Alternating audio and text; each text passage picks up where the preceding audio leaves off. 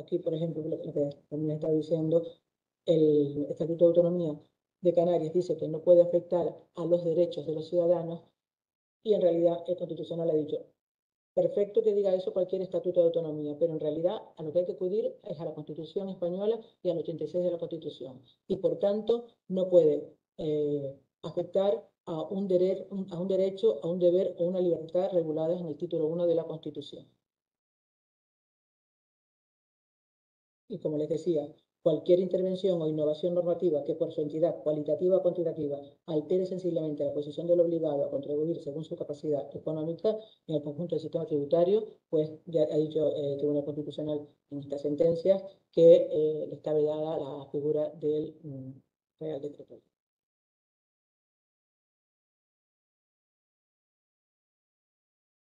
En cuanto a la posibilidad de dictar por parte de las comunidades autónomas decretos leyes, por supuesto que el Tribunal Constitucional lo ha entendido, pero, insisto, siempre que no contravenga o no supere los límites del 86 de la Constitución.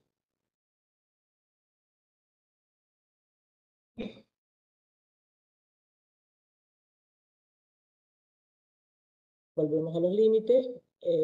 No puede regularse por decreto ley ni los derechos, deberes y libertades de los ciudadanos, ni tampoco pueden regularse las leyes de presupuesto o las leyes de instituciones autonómicas. Bien, dicho esto, los decretos leyes deben ser inmediatamente sometidos a debate y votación en el Congreso de los Diputados o en el Parlamento de Canarias, el cual habrá de pronunciarse expresamente dentro del plazo de 30 días naturales sobre su convalidación o derogación. Otro problema, se tienen que derogar o convalidar in toto, no se pueden modificar. Por tanto, cualquier modificación que, por ejemplo, el Consejo Consultivo haya advertido que se requiere, alguna duda, tampoco teníamos una, por ejemplo, porque estaban confundiendo un plazo de caducidad con un plazo de prescripción, y la verdad era una materia del sector eléctrico, una materia muy interesante, y estaban modificando los plazos por una razón, porque la ley del sector eléctrico acudía a los plazos de la ley 39 y eran muy cortos y tenían que modificarlos, pero estaban confundiendo los plazos de caducidad con los plazos de prescripción, ¿no? Importantísimo.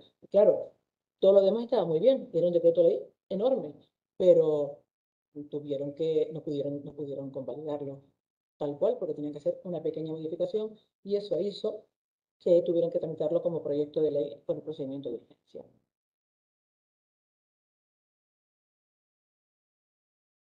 Y por último, el último análisis que se hace del decreto ley es la conexión de sentido. Es decir, si las medidas que contiene son medidas adecuadas para el fin constitucionalmente legítimo perseguido, si son idóneas, necesarias, en el sentido de que son condición necesaria para alcanzar tal fin, y que son ponderadas o equilibradas. Bien, este es otro problema que tenemos. Evidentemente, claro, con una memoria tan abreviada, con una ausencia de memoria económica, con una ausencia de memoria justificativa, todo va a estar básicamente en el preámbulo del decreto ley. No es tan fácil entender que hay conexión de sentido entre las medidas que se están tomando y el fin que se persigue. Yo, por ejemplo, el otro día dictaminé uno en el cual es una modificación, efectivamente, del impuesto de sucesiones de donaciones muy simple, porque lo único que hacía ni siquiera era alterar las cuotas, sino que bonificaba también a otros causavientes. Y bueno, yo entendí que no rompía la obligación del ciudadano de contribuir al Estado, pero decían que hacían esta modificación para reducir la inflación. Claro, nosotros no somos economistas y por tanto no podemos entender, no podemos hacer un análisis de esa cuestión. Lo único que sabemos, por sentido común, es que si yo incorporo más dinero en el mercado, porque estoy haciendo una bonificación, no reduzco la inflación.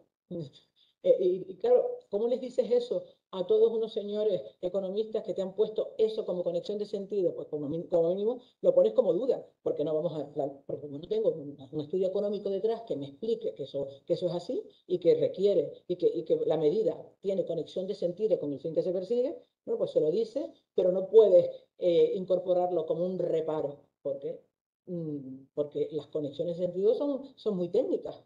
A no ser que se vea un disparate muy grande, En ese sentido son muy técnicas y no podemos llegar sino hasta la advertencia. Bueno, y ahora vamos a ver la extraordinaria y urgente necesidad en sí.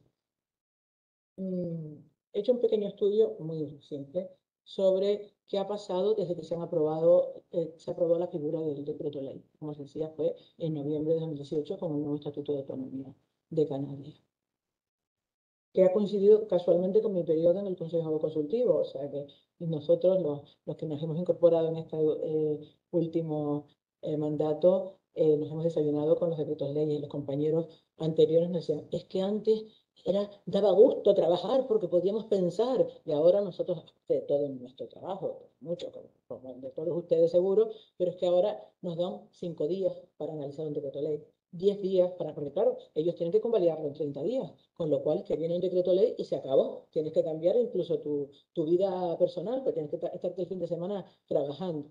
Así es que, y eso, como solemos decir también en nuestros dictámenes, a veces compromete la función consultiva, que se supone que es una función sosegada, tranquila, donde además en pleno luego se hace un análisis profundo de lo que se está dictaminando. Bueno, nada más lejos de la realidad. Pues miren, en el año 2019 se empezó con estos decretos leyes que están viendo ustedes aquí, que fueron el 1.19, el 2.19, el 3.19, el 4.19, el 5.19, fueron decretos leyes muy, muy concretitos. Uno modificaba un artículo de la Ley de Municipios de Canarias porque había una comisión bilateral que lo exigía por un tema de... la Ley de Hacienda Estatal había puesto un reparo por un tema de pago en especies y entonces se habían reunido en comisión bilateral y se decidió que se modificaba por decreto ley la ley de municipios. Muy simple. Luego se modificó la ley del suelo por la misma razón, también por una comisión bilateral. Luego modificaron la ley de vivienda por un aspecto muy concreto que no me acuerdo bien ahora, pero que también se refería a un solo artículo y no tenía mayor problema y se convalidó también con toda la razón del mundo. La modificación de la ley de coordinación de policías pues era una delegación intersubjetiva para que el gobierno pudiera llevar a cabo las oposiciones de los policías y un solo aspecto, y además tenían que hacerlo ya porque tenían una carencia de oposiciones muy bien justificado. Por ahora todo iba bien.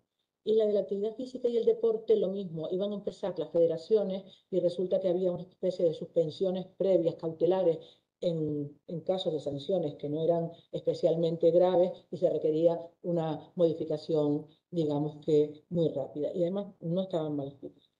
Luego ya empezamos a coger carretilla. Luego empezamos a darnos cuenta de que se podían hacer muchas cosas. Entonces se fue a una modificación bastante importante de la ordenación del empleo público, que además luego dio lugar a la expulsión de un precepto por vía del Tribunal Constitucional que nosotros ya habíamos advertido que se escapaba de las competencias autonómicas, que era el tema de establecer el destino definitivo sobre la marcha antes de los concursos en el acceso de los funcionarios. Entonces, se tramitó como proyecto de ley, pero se conoce que no corrigieron ese precepto cuando luego en sede constitucional fue expulsado. En el año 20 hubo 24 decretos leyes. Aquí, bueno, tenemos que decir un poco también, en honor a la verdad, que fue el año 20, quiero decir, que fue el año del COVID, que vino el volcán de La Palma, y luego vino, bueno, adelante, después, estoy hablando de las razones que motivaron la extraordinaria y urgente necesidad. Bueno, de COVID tuvimos muchísimos, que todos se referían sobre todo a medidas económicas para salvar la situación grave que se vivía en todo el Estado, en todo el mundo, pero también en Canadá. ¿Qué pasa? Que luego se empezó a hacer una cosa que ya empezó a confundirnos un poco a todos, y es que un decreto ley se modificaba por otro decreto ley, y un decreto ley se derogaba por otro decreto. No nos encontrábamos con el supuesto de la tramitación como proyecto de ley en el Parlamento, sino directamente si advertía, bien porque al gobierno le interesaba modificar una medida, o bien porque el consultivo decía que esa medida no era correcta, pues lo convalidaban igualmente y luego sacaban a los 5 días otro decreto ley que corregía el anterior. Pero ustedes se pueden imaginar la inseguridad jurídica que provoca eso. El famoso principio de seguridad jurídica que hablábamos antes con los principios de buena regulación es que nos alteraba totalmente, porque no sabíamos, digo desde el principio, no sabes exactamente qué está vigente en cada momento. Incluso tengan en cuenta que más allá de esto que estamos hablando, si el decreto ley se ha convalidado, pero luego en esos 30 días se tramita como proyecto de ley, una vez convalidado ya está ahí y ya es derecho positivo. Y ya luego, 30 días será modificado, pero tenemos ahí un íter, un momento en el cual las medidas que se aplican son estas y no esas. Eso en el ámbito del decreto ley de los decretos leyes de La Palma, que fueron muchísimos, muchísimos, muchísimos, y siguen siéndolo. Yo me sigo preguntando cómo el operador jurídico actúa, porque Sería completo de la prestación de inserción, exacto, el medio de trabajo, y la ley se había modificado en el 2007, que al final se cambió la naturaleza de la ley. claro. Y llegaron a saber alguna vez cuál era la final. Para ver también, Sí, claro. modificando la permanencia de esa ley. ¿No? Totalmente, totalmente, totalmente. Eso ha pasado con la prestación y el ingreso mínimo vital, pero claro que también como extraordinarios y urgentes sí se podían reconocer, es decir, estaba la gente pasando unos momentos económicos fatales, pero la seguridad jurídica se ve tan alterada que ya digo, lo que acabas de decir, un operador jurídico que no sabe exactamente cómo tiene que aplicar la norma porque está completamente claro. Tengan en cuenta una cosa, ahora que estoy viendo Inmaculada, esto va al Constitucional directo. Esto no pasa por ningún otro lado. Únicamente en la ejecución de los actos será la que pueda ser susceptible de recurso en las correspondientes sedes jurisdiccionales, pero esto o el constitucional lo expulsa o no lo expulsa, nada más. Y además, la mayoría de estos decretos leyes no son recurridos tampoco de constitucionalidad, porque probablemente sea por esa razón por la cual el constitucional, donde tiene más juego, es en materia de competencia, porque son los que son recurridos. Es decir, al constitucional pueden ir los que pueden ir, ¿no? 50 diputados, 50 senadores. Entonces, claro, no lo recurre un ciudadano de a pie, lo recurre el Parlamento de la Nación frente al Parlamento de Cataluña, el Parlamento de Canarias y viceversa, nada más. Entonces, se quedan aquí y se quedan de esta manera. Y de luego ya les digo yo que han venido para quedarse. Después del COVID vino la televisión, otra sucesión de decretos leyes, porque no se ponían de acuerdo y entonces había que estar alterando constantemente los órganos de administración, y tuvimos pues, como 3 o 4 de la televisión. Empieza a generarse problemas cuando en un mismo decreto ley se plantean muchas, muchas, muchas cosas. Cuando eran COVID y La Palma, que también teníamos mucho, que además, quiero decir, por ejemplo, pues modificación del impuesto general indirecto por razón del COVID para autónomos, no sé cuánto, no sé qué, y para La Palma, para esto y no sé cuándo. Bueno, pues había 2 presupuestos habilitantes distintos, podíamos mirar un poco la conexión de sentido, los límites no estaban sobrepasados, con lo cual. Pero ya empezamos a tener problemas de verdad cuando vemos lo que yo llamo decretos leyes ómnibus. Por ejemplo, esto fue el decreto ley 15-2020 de medidas urgentes de impulso a los sectores primarios, energético, turístico y territorial de Canarias. Este me tocó a mí y yo creo que ha sido una de las mayores torturas profesionales que yo he tenido en mi vida. Porque este decreto ley modificaba del orden de 30 leyes, 10 o 15 reglamentos, leyes tan troncales como la ley 4/2007 de espacios naturales, la ley de modernización turística, la ley de vivienda. Luego, por otra parte, otra cosa que hacía era que en algunos casos modificaba la ley, es decir, a través de la disposición final dice, modifico la ley 4/2017, pero en un artículo concreto del decreto ley decía, a los efectos de la ley de modernización turística se define esto como tal, se define, o sea, definiciones puras y duras son fundamentales dentro de un texto normativo, no las incorporaba a la ley, sino que las tenía en el decreto ley. O sea, pues si quieren leerse este dictamen, de verdad, bueno, si ustedes quieren torturarse también, créanme que fue complicadísimo, complicadísimo, complicadísimo. Yo debo decir que el Parlamento lo entendió. Y además el dictamen fue muy, no voy a decir agresivo. Vamos a ver, es que ni siquiera se podía entender que estaba modificando sí que no, y por qué algunas iban a disposiciones finales y otras estaban en el cuerpo del decreto de ley. Entonces lo que hicimos, y yo creo que con cierta maldad por mi parte, es advertir de que se estaba vulnerando la autonomía municipal y se estaba alterando también la autonomía, o sea, las competencias insulares. Entonces, claro, no hay nada peor que a un señor alcalde le toque sus competencias y efectivamente les dijimos que estaban además, estaban en contra de la ley 7/2015 de municipios de Canarias y que en consecuencia tenían que oír al Consejo Municipal de Canarias. Y a su vez también los parlamentarios, pero dice el Parlamento de Canarias, convocaron a la conferencia de Canarias. Entonces llegaron a entender que resultaba imposible convalidar este decreto de ley, ni siquiera tramitarlo como proyecto de ley en 30 días, porque es que requería de un análisis jurídico profundo y un estudio profundo, porque además tengan en cuenta otra cosa que también está pasando y también estamos advirtiendo, no fue este caso, pero sí nos está pasando con los últimos de La Palma del año 24. Se están llevando a cabo alteraciones urbanísticas sin tener en cuenta los departamentos urbanísticos.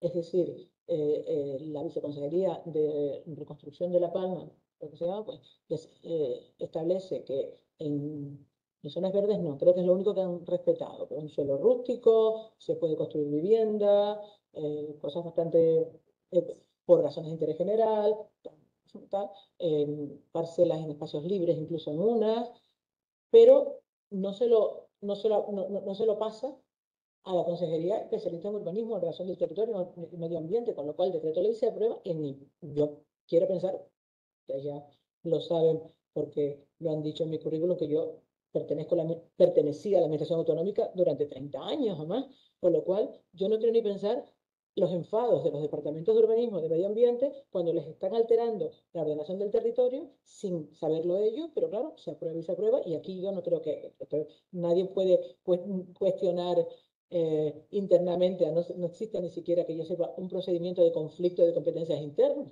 El gobierno aprueba y ahí hay apenas, ¿no? Entonces, es otro problema también de los decretos leyes.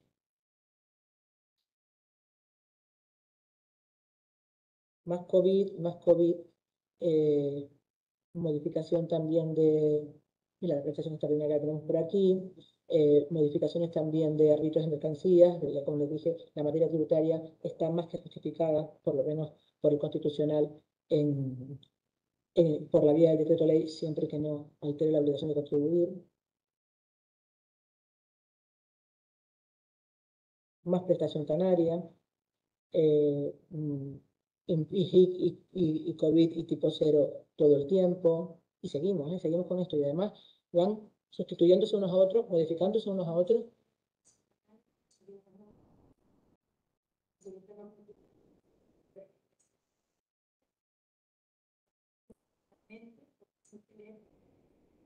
Claro.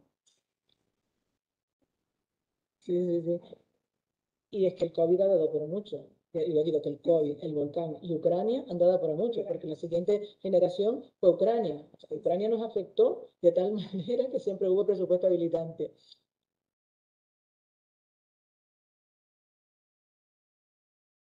Más televisión, o sea, COVID y televisión que siguen sin ponerse de acuerdo.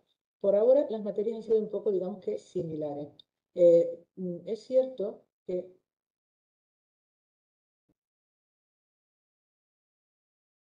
mira, 21, 16 decretos leyes, La Palma también, algunos de ellos tramitados como proyecto de ley de urgencia,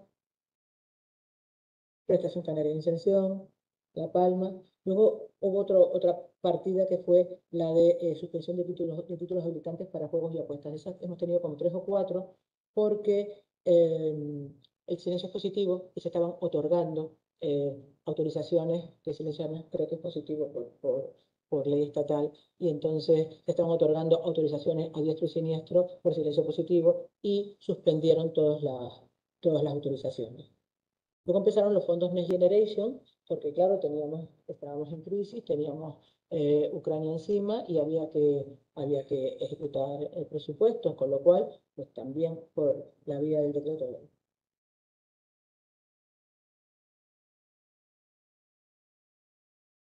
Aquí tenemos otro de modificación de la ley 4/2017. Este no era tan grave como el anterior del que les hablé.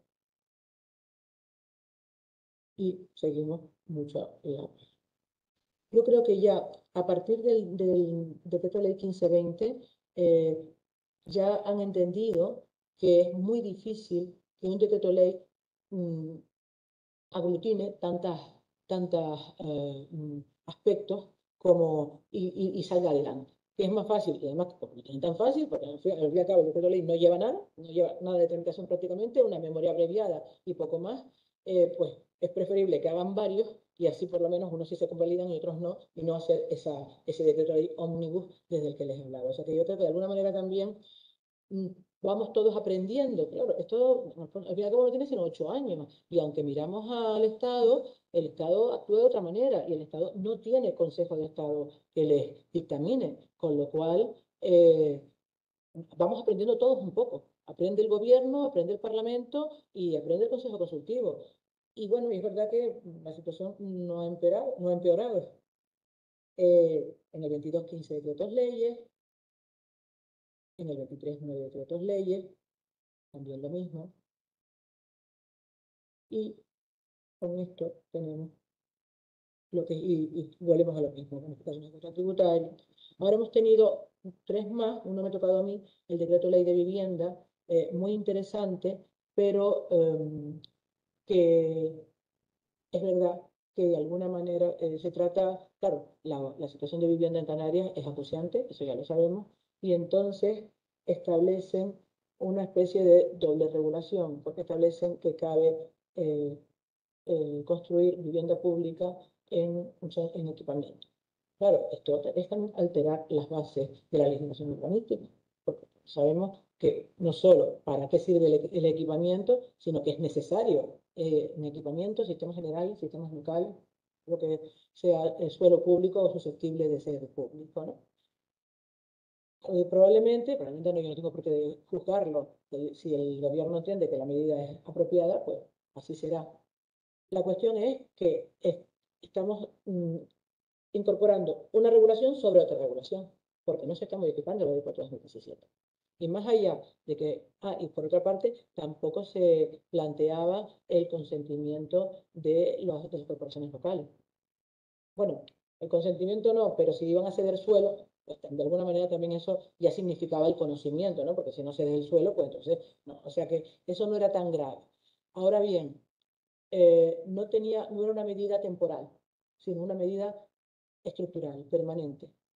Claro, el principio de seguridad jurídica de los principios que hablábamos antes, los principios de una regulación, lo altera, habría que planteárselo, ¿verdad? Porque es que ahora ya tenemos un decreto ley de vivienda que dice que se puede construir viviendas en todos estos sitios y resulta que tenemos una ley 4/2017 que define el equipamiento. Es que es como cuando se modificó la definición de matrimonio. O sea, si tú en equipamiento vas a construir vivienda pública, ya tienes que decir que es equipamiento porque ya es otra cosa distinta. Y si en un sistema local vas a construir vivienda pública, y además se supone, por lo menos se presume, que tenemos el equipamiento, el sistema general, el sistema local correspondiente y el coeficiente concreto previsto en la ley para contribuir o para mantener una determinada población, un determinado residencial. Cierto que luego, como aquí tenemos también tanto uso turístico y son otros coeficientes distintos, pues podría plantearse que no se altera tanto, pero desde luego es una novedad muy grande que además ya se convalidó directamente, se convalidó y ahora se modificó. Se convalidó ese fue mío, les decía, no se tramitó como proyecto de ley, pero en un segundo decreto ley que vino, modificaron las cuestiones que el consultivo les había dicho. Entonces, bueno, pues también hubo un intervalo de tiempo hasta que lo modificaron, que decía unas cosas, Y luego otro intervalo de tiempo que decía otra, era sobre todo sobre la declaración de emergencia habitacional. Bueno, pues con esto les puedo decir que, por ejemplo, en el año 23 se aprobaron estas leyes frente a todos esos decretos que les he ido diciendo, de las cuales leyes fueron la del Sistema Público de Cultura de Canarias, la de Políticas de Juventud. Esta 323 es la consecuencia que les decía del famoso decreto ley 1520 del que les hablaba, la ley de presidencia del Gobierno de Canarias, que afortunadamente se tramitó como proyecto de ley, fue una ley que tuvo un amplio debate en el seno del Gobierno, por lo cual, pues, una ley troncal que se tramitó como se debía.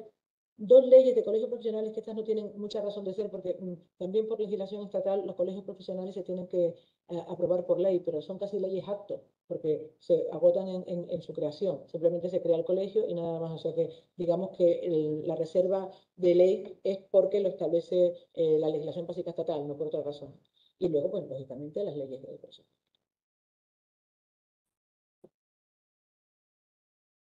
Bueno, pues mis conclusiones no son conclusiones, son preguntas. La primera, ¿ha quebrado el artículo 66 de la Constitución, que dice que las Cortes Generales ejercen la potestad legislativa del Estado, aprueban sus presupuestos, controlan la acción del gobierno y tienen las demás competencias que les atribuye la Constitución? ¿Se ha visto alterada la función legislativa? Bueno, yo siempre digo que el Parlamento aprueba lo que quiere aprobar y por tanto, si no lo quiere aprobar, no lo aprueba.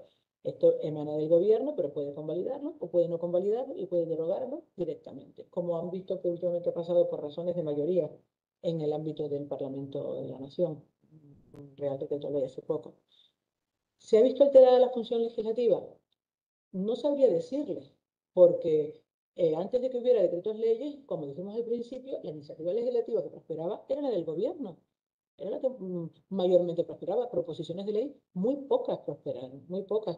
Es que no se planteaban, porque es que el Parlamento no estaba para lo que es todo el procedimiento de elaboración de una norma, todo el expediente, que es completo, que es complejo y que es el que da de verdad consistencia, el que dice que hay presupuesto para cumplir esta norma, el que dice cuál es el objetivo que se quiere conseguir, el que dice qué voy a alterar dentro de todo el ordenamiento jurídico. Claro, entonces, si se ha visto alterada la función legislativa o no, lo sigue haciendo el gobierno igualmente. Ahora bien,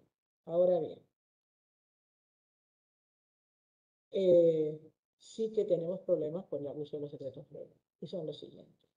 El problema de la improvisación, la facilidad con la que se está... no queda nada.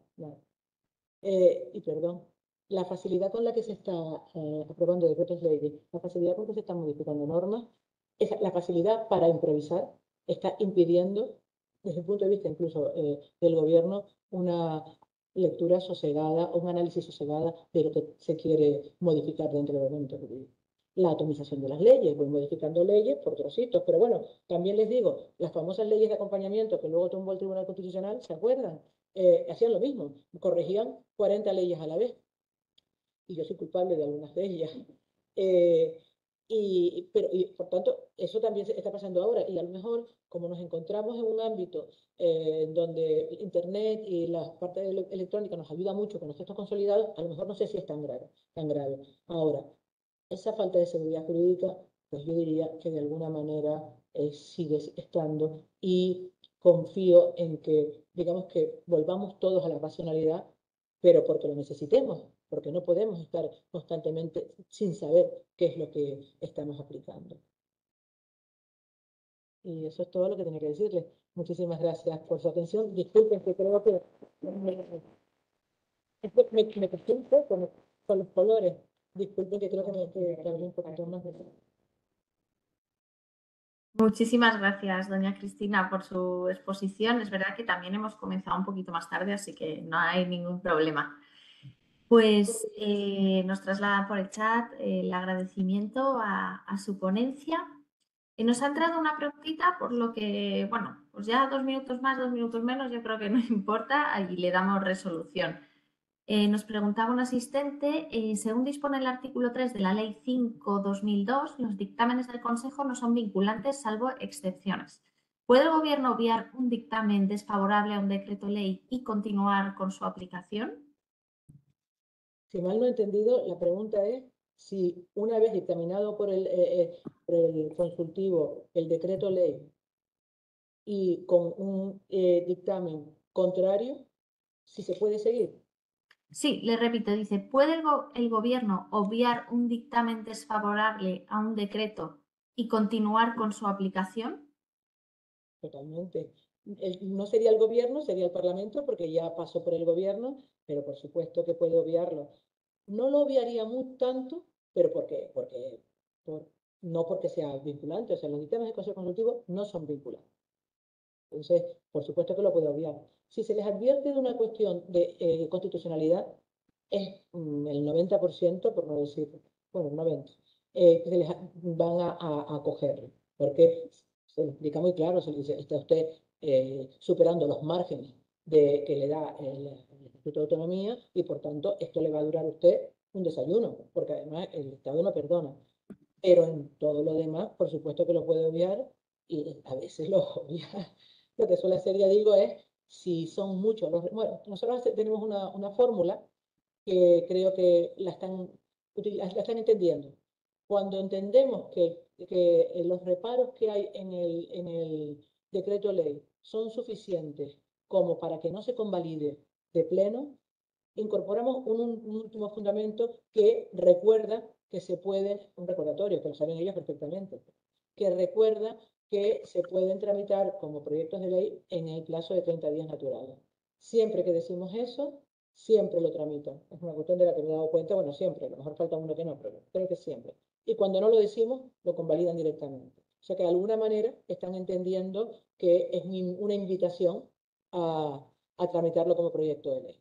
Pero claro, es que al haber sido ya aprobado e ir al Parlamento, el dictamen del consultivo es, los parlamentarios a mí me dicen, es que estamos esperando tu dictamen como agua de mayo. Yo, pero es que no es mi labor es acompañar antes. Mi labor no es que después ustedes digan, esto está mal, esto está bien en sede parlamentaria, tenía que haberlo dicho antes, pero bueno, también debe ser una cosa, o no la verdad. En los últimos dictámenes, todos los del año 24, están viniendo con informe de los servicios jurídicos, porque es que el informe de los servicios jurídicos del Gobierno de Canarias para los decretos leyes no se requiere, pero yo creo que con muy buen criterio se están solicitando facultativamente. Evidentemente, el servicio jurídico nos está informando y son unos informes extraordinarios que están ayudando mucho a la mejora del decreto. Eso y el hecho de que se den cuenta de que no pueden regular más de una materia en un mismo decreto ley está contribuyendo bastante a la claridad del ordenamiento jurídico. Pues muchísimas gracias por...